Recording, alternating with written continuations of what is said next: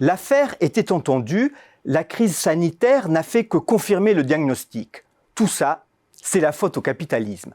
S'il ne se réforme pas, il s'effondrera parce qu'il se montre incapable de gérer la réduction des inégalités et les externalités responsables des dégâts climatiques.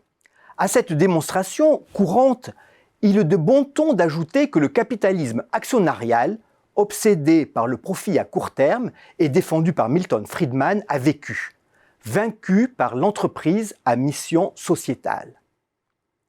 Il faut reconnaître que le très libéral Friedman a tout fait pour se faire caricaturer. Le prix Nobel aimait la provocation. Le titre de son fameux article écrit en septembre 1970 le prouve. La responsabilité sociétale de l'entreprise est d'augmenter son profit, sous-entendu pour les actionnaires. Aujourd'hui, ce texte sert d'épouvantail lorsqu'on évoque les dérives du capitalisme. C'est Emmanuel Faber, alors PDG de Danone, première entreprise à mission du CAC 40, ravi d'avoir déboulonné la statue de Friedman.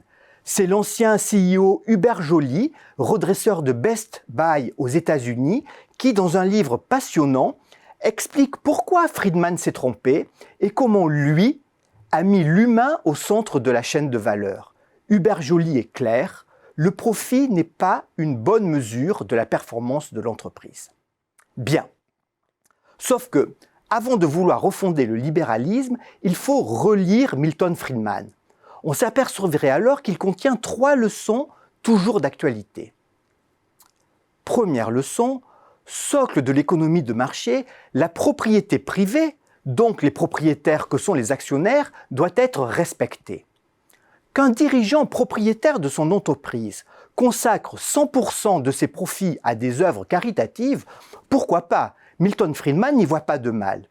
Mais la légitimité d'un dirigeant simple gérant n'est pas la même. Au nom de quoi affecter à des objectifs sociétaux les revenus des actionnaires, voire des salariés et des clients.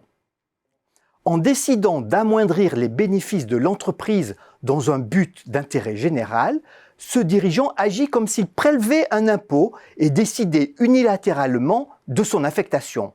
Or, nous dit Friedman, ça, c'est le rôle de l'État. C'est la deuxième leçon, dont le principe, faire d'un dirigeant un agent du gouvernement n'est pas tenable.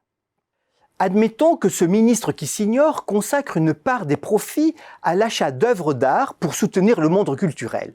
Sur le principe, ce PDG prélève donc un impôt sur son entreprise pour financer une politique qui relève du ministère de la Culture. Et il le fait sans mandat, sans contrôle et peut-être sans compétence.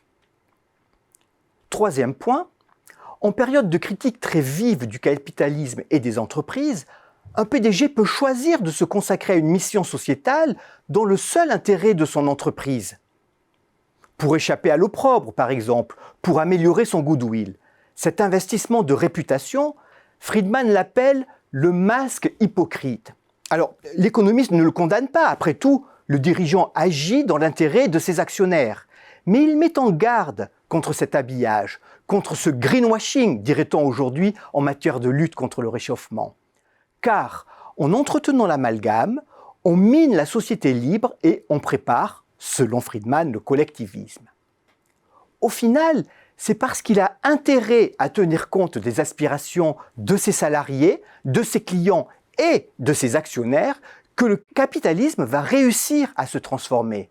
Sous la pression de l'État, peut-être, sans renoncer au profit, sûrement.